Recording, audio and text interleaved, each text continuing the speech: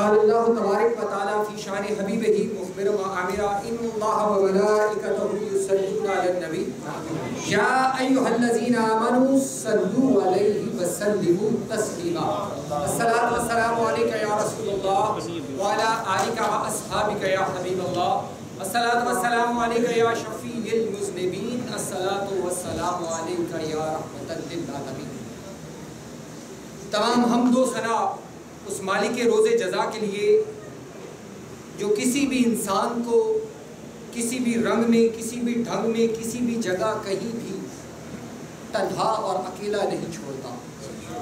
لامحدود درود و سلام حضور نبی کریم علیہ الصلوۃ والسلام کی بارگاہ بے کس پناہ میں، جن کی ذات اطہر نے کروڑوں انسانوں کو براعظموں کے، رنگوں کے، نسلوں کے، جنسوں کے، براعظموں کے، دریاؤں کے، صحراؤں کے فاصلوں کو ختم کر کے ایک اپنی امت کی لڑی میں پرو دیا۔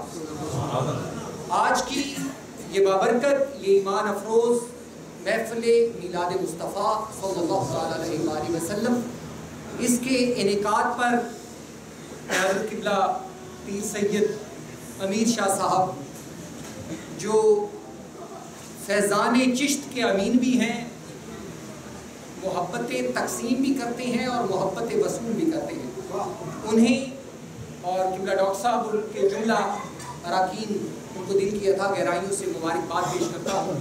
آج کی اس محفل میں میری یہ خوش قسمتی اور خوش بختی کہ والی بوہڑا شریف قاسم فیضان مجددیت حضرت حضور قبلہ پیر صاحب اور انتہائی محبتوں شفقتوں کا اپنے دل میں ایک در ہی نہیں بلکہ پوری 12 دری لیے ہوئے میری مراد حضرت قبلہ سلطان صاحب دامت برکاتہ القدسیہ، جو حضرت سلطان باہو رحمۃ اللہ تعالی علیہ، جو ہرگز محتاج تعارف نہیں دنیا روحانیت میں، وہ نام عظیم الشان نام، ان کی محبتوں کے امین وہ بھی تشریف فرما، اور دیگر مشائخ عظام اور علماء اکرام۔ میں کوئی تقریر یاد کر کے آنے والا بندہ ہوں نہیں کہ تقریر کو یاد کر کے آ گیا اور آپ کو سنا کے چلا گیا۔ ذوق جو بنتا ہے ویسے ویسے بات کرنے کا عادی ہوں۔ محفل میں ایک بندہ بھی کئی مرتبہ ہو تو اگر وہ ذوق والا ہو تو محفل کو زمین سے اٹھا کے آسمان پر لے جاتا ہے۔ اگر ہزاروں لاکھوں کا مجمع ہو، سارے بے ذوق بیٹھے ہو تو محفل جہاں منعقد ہوتی ہے وہی کی وہیں پر رہ جاتی ہے۔ اور مجھے یہ شرف حاصل ہے کہ مجھے امید بھی ہے کہ چشتیوں کی محفل ہو اور ذوق نہ ہو، یہ کیسے ممکن ہے؟ اور پھر فیضان بھیرا شریف کی محبتوں سے اور برکتوں سے یہ محفل انعقاد پذیر ہے۔ بہرحال میں موضوع پہ آتا ہوں۔ میں نے قرآن پاک کی آیت مقدسہ کی تلاوت کی۔ قبلہ پیر صاحب نے مجھے 20 منٹ لیے، لیکن میں 15 منٹ میں اپنی بات کو ختم کروں گا۔ وہ کسی شاعر نے بڑا خوب کہا کہ الہام کی رمجھم کہیں بخشش کی گھٹا ہے، یہ دل کا نگر ہے کہ مدینے کی فضا ہے، سانسوں میں مہکتی ہیں مناجات کی کلیاں، کلیوں کے کٹوروں میں تیرا نام لکھا ہے۔ اب اور بیاں کیا ہو، اب اور بیاں کیا ہو، کسی سے تیری مدحت یہ کم تو نہیں کہ تو محبوب خدا ہے۔ سورج کو ابھرنے نہیں دیتا تیرا حبشی، بے زر کو ابو زر تیری بخشش نے کیا ہے۔ اور اے گنبد خضرا کے مکی، اے گنبد خضرا کے مکی میری مدد کر، یا پھر یہ بتا کون میرا تیرے سوا ہے۔ ثقلین کی قسمت تیری دہلیز کا صدقہ، دو عالم کا مقدر تیرے ہاتھوں میں لکھا ہے۔ میری اور آپ کی جتنے لوگ بیٹھے ہیں ان سب کی ایک خواہش ہے، جتنے لوگ اس وقت مسجد میں میری گفتگو سماعت کر رہے ہیں ان ساروں کے دلوں میں ایک خواہش، زندگی کی سب سے بڑی خواہش ہے۔ آپ جانتے ہیں وہ کون سی خواہش ہے؟ وہ خواہش ہے کسی طرح ہم اللہ کریم کے نیک بندوں کی صف میں کھڑے ہو جائیں۔ یہ ہے کہ نہیں ہے؟ ذرا ہوں ہاں کریں تھوڑا سا، آپ ثبوت دیں کہ محفل کے آخر پہ بھی آپ جاگنا چاہیں تو جاگ جاتے ہیں۔ ہماری سب سے بڑی خواہش ہے کسی طرح وہ جو فہرست ہے اللہ کے نیک بندوں کی، ولیوں کی، ہمارا بھی اس میں نام آ جائے۔ اب میں رب العزت سے ہم نے درخواست کی، التجا کی، رب العزت تو بتا، ہم تیرے قریب آنا چاہتے ہیں، تجھ تک رسائی حاصل کرنا چاہتے ہیں۔ تو اللہ رب العزت نے بتایا، کون سا رستہ بتایا؟ کہا تم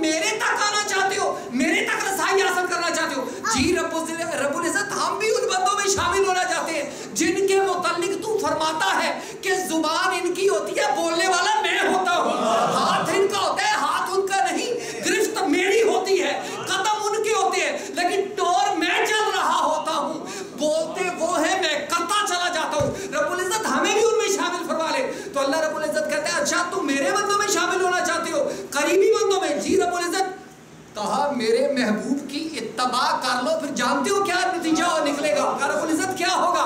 کہا تم تو مجھ سے محبت کرو گے سو کرو گے, پھر میں تم سے محبت کرنے لگا. اتباع رسول, نبی کریم علیہ السلام کی اتباع کا رستہ بتایا. کس نے بتایا؟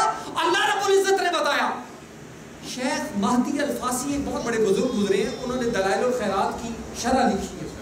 اس میں ایک جگہ پر وہ لکھتے ہیں, اور دلائل الخیرات وہ کتاب ہے حضور پیرانے مشائخ الاسلام تشریف فرمائے, جو ہمیشہ سے بزرگوں کی آنکھوں کا سرما بھی رہا ہے اور صوفیاء کے گلے کا تعویذ بھی رہا ہے.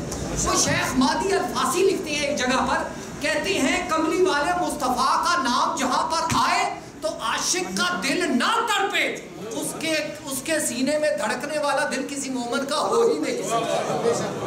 اور حضرت احمد بن حنبل سے بھی ایک مرتبہ سوال کیا گیا تھا, حضور اہل سنت و جماعت کی پہچان کیا ہے؟ ایک سمپل سا جملہ بولا, مسجد جا رہے تھے نماز پڑھنے کے لیے, انہوں نے کہا حضور کیسے پہچانے کہ منافق کون ہے مومن کون ہے؟ آپ نے مسکرا کے جواب دیا, جس کے سامنے کملی والے مصطفیٰ کا نام لو اس کے چہرے پر رونق آ جائے, سب لوگ کملی والے مصطفیٰ.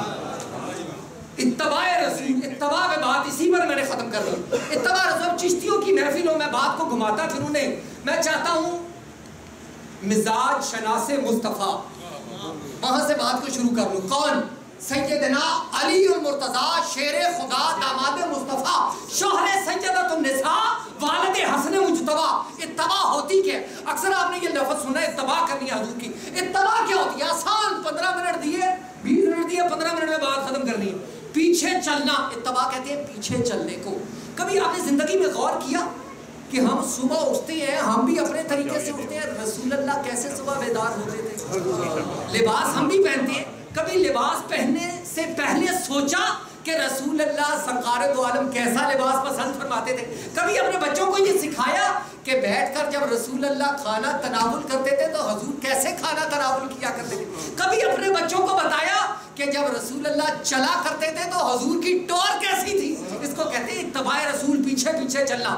حضرت علی المرتضیٰ شیر خدا, میں کسی ولی کی بات نہیں بتا رہا, کسی آج کل کے کسی ولی کامل قطب ہاؤس کی بات نہیں کر رہا, میں اس کی بات آپ کو بتانے لگا ہوں کہ جب تک اس کی دہلیز محبت پہ اپنے ساتھ کو جھکایا نہ جائے, کوئی شخص اس وقت تک ولی کامل بن ہی نہیں. اور علی المرتضیٰ شیر خدا, جن کی سیرت اور کردار کے آئینے میں اکثر رسول جھلکا کرتا تھا, جن کی زندگی کی ایک ایک سانس رسول اللہ کی محبت میں بسر ہوئی تھی, اور یہ واحد ہستی ہے جنہیں جانے نبوت کا بدل بننے کی ہجرت کی رات فضیلت ملی تھی. یہ وہ علی المرتضیٰ شیر خدا جن کے منہ میں گھٹی جو ہے وہ دعاب رسول کی پڑی تھی. علی المرتضیٰ شیر خدا.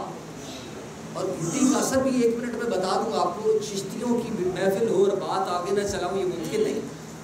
ایک مرتبہ واز کر رہے تھے, خطاب فرماتے علی المرتضیٰ, ممبر رسول پر بیٹھے تھے, تو کہا سالونی اما شئتم, جو پوچھنا چاہتے ہو پوچھو. ایک شخص کھڑا ہو گیا, لوگ بھی تو بڑے عجیب و غریب مزاج والے ہوتے ہیں نا, ہر مختلف قسم کے سوال کرتے ہیں, ایسے سوال بھی کرتے ہیں جو کرنے والے نہیں ہوتے لیکن کرتے ہیں. ایک شخص کھڑا ہو گیا, اس نے کہا علی یہ تو بتا, دعوے تو بڑے کرتا ہے, سوالوں کے جواب بھی دیتا ہے, یہ بھی کہتا ہے کہ میں زمین کے رستوں سے آسمان کے رستوں کو زیادہ جانتا ہوں, تو بتا اس کہ جبریل امین کا ہے. علی المرتضیٰ نے اوپر دیکھا, نیچے دیکھا, دائیں دیکھا, بائیں دیکھا, آگے دیکھا, پیچھے دیکھا. سوال کرنے والے نے پھر کہا علی المرتضیٰ مختصر سے سوال کیا ہے, جبریل کا ہے. کبھی اوپر دیکھتا ہے, نیچے دیکھتا ہے, دائیں دیکھتا ہے, بائیں کا ہے.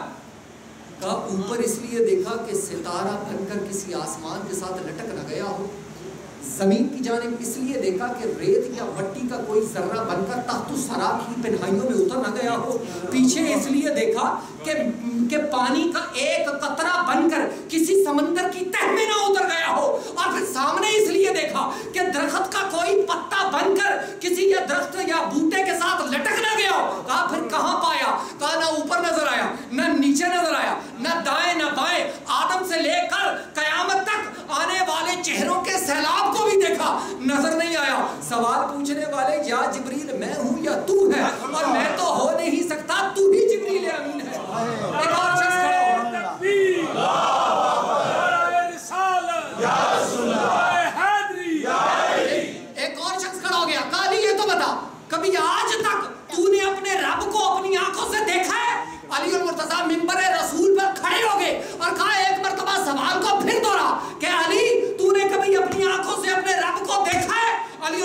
کے چہرے پر جلال مرتضوی آ گیا اور کہا اے سوال کرنے والے مجھے میرے رب کی عزت کی قسم علی اس وقت تک نماز کا سجدہ ادا ہی نہیں کرتا جب تک اپنے رب کو دیکھ نہیں لیتا. یہ شان ہے خدمتگاروں کی، سرکار کا عالم کیا ہوگا، قبلی والے مصطفیٰ کی عظمتوں کا کیا ہوگا.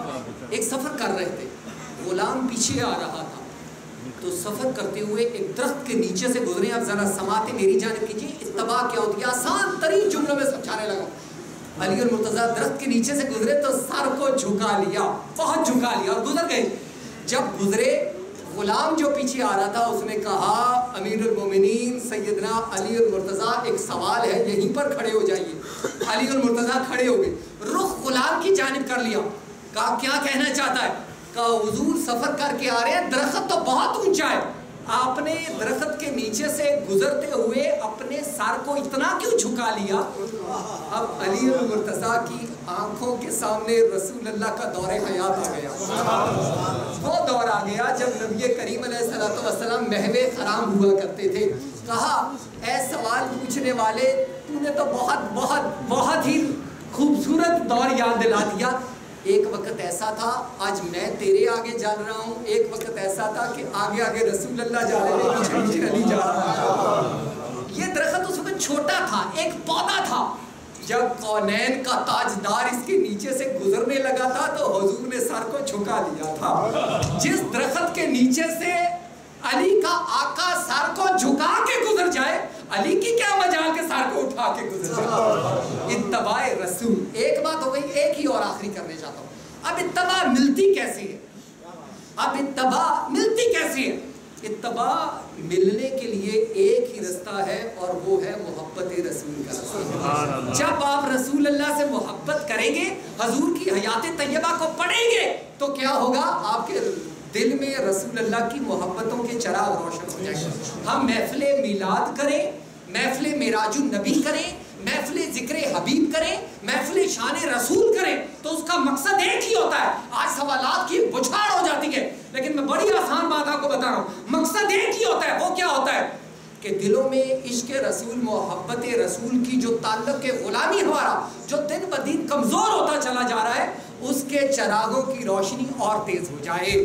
ہم کیا کرتے ہیں؟ ہم محفلیں سجاتے ہیں، ہم گھروں میں چراغاں کرتے ہیں. حضرت فضل الرحمان گنج مراد آبادی رحمۃ اللہ تعالیٰ علیہ، میرے سلسلے کے حضور قبلہ پیر صاحب میرے سلسلے کے بزرگ گزرے. حضرت شاہ محمد آفاق رحمۃ اللہ تعالیٰ علیہ کے خلیفہ بھی تھے اور منظور نظر بھی تھے. آخری بات کہہ کے ختم کرنے لگا. حضرت شاہ فضل الرحمان گنج مراد آبادی رحمۃ اللہ تعالیٰ علیہ میلاد مصطفیٰ آیا. آپ چھوٹی چارپائی پہ بیٹھا کرتے تھے، اپنے دارالعلوم میں بیٹھے ہوئے تھے. تو طلباء نے پوچھا کہ حضور اگر آپ اجازت دیں تو رسول اللہ کا میلاد آ رہا ہے، ہم چھوٹے چھوٹے دیے جلا لیں. تو حضور نے کہا اس سے بڑی خوش قسمتی اور خوش بختی کیا ہوتی ہے، آپ لے آؤ دیے جلاؤ. مٹی کے دیے لے آئے اور ان دیوں میں تیل ڈالا اور تیل ڈال کے ان دیوں کو جلا دیا. پاس سے کوئی شخص گزرا، وہ سخت مزاج کا تھا، یہ نہیں پسند کرتا تھا اس چیز کو. ہم اعتراض کرنے کے عادی نہیں لیکن وہ نہیں پسند کرتا تھا. جب 100 دیا جلا دیا بچوں نے، طلباء نے، کوئی سخت بھیڑ شخص گزرا، اس نے کہا یہ کیا ہے؟ اسلام میں اسراف تو حرام ہے، نہیں پسند، اللہ کو یہ اسراف ہے، ضائع کر رہے ہوتے.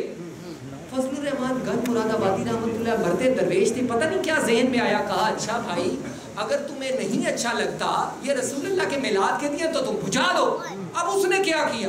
عقل پہ جب پردہ پڑ جائے، اس نے ایک دیے کو پھونک ماری اور بجھا دیا، دوسرے دیے کو پھونک ماری بجھا دیا، تیسرے دیے کو پھونک ماری بجھا دیا. الغرض 99 دیوں کو بجھا دیا، ایک دیا جلتا رہنے دیا اور چہرے پر فاتحانہ مسکراہٹ آ گئی اور کہنے لگا فضل الرحمان گنج مراد آبادی دیکھا میں نے تمام دیوں کو بجھا دیا، ایک دیا جلتا رہا.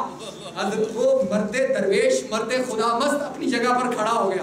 اس نے کہا حضرت جی کیا کہہ رہے ہیں؟ کہا میں نے سارے دیوں کو بجھا دیا.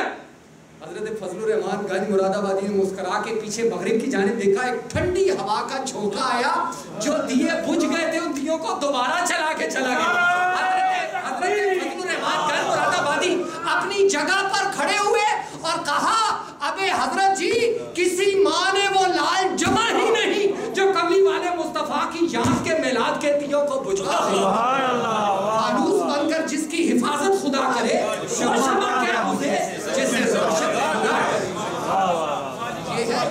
رسول، میلاد رسول اللہ کا۔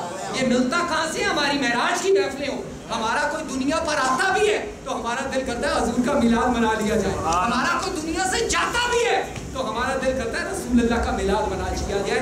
اتباع محبت رسول کے بغیر مل نہیں سکتی، اور یہ محفلیں رسول اللہ کی محبت کے چراغوں کو روشن کرنے کے لیے ہیں۔